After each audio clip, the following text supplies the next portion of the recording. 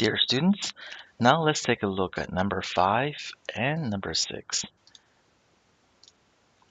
Number 5 states, the number 598 rounds to 600 when rounded to the nearest 10 and to the nearest 100. Explain why this is true. So, let's first take a look. If we're rounding 598 to the nearest 10, we would have to look at the 10th unit, 9, right? If we round down, it would be 590. If we round up, 9 plus 1 is 10, so that would give us 600. Now, since at the ones place there's an 8, 8 is bigger than 4, we know we're rounding up. I'm picking 600. So when you round to the nearest 10, the answer is 600.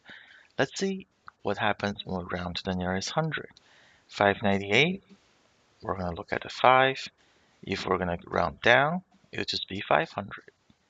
However, if we go up, we add 1, which is 600. So we're looking at the 10th place. The number 9 is bigger than 4. So we're going to go up and pick 600. So in this instance, it is true. So we're going to say, yes, it is true. Because when you round to 10, the 9 on the 10th place would add 1 and carry over and change 598 to 600. All right, that is what I want you to write for number 5. For number 6, it states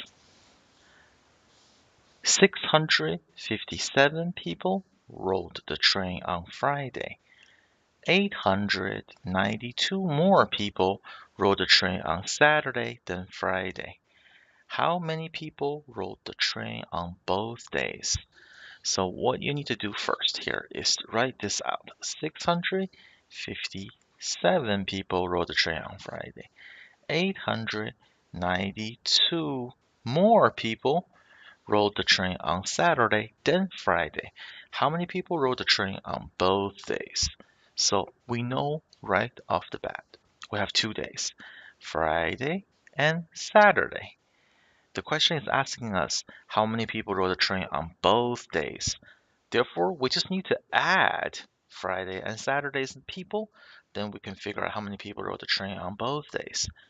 Right now, we already know 657 people rode the train on Friday. How many people rode the train on Saturday? We don't really know right now, but we can figure it out because it tells us in the question 892 more people rode the train on Saturday than Friday. In order for us to find out how many people rode the train on Saturday, we're going to have to add Friday's people and Saturday's people.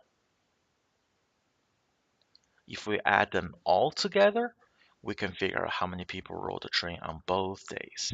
Okay? So let's do this first. Let's just figure out how many people rode the train on Saturday first.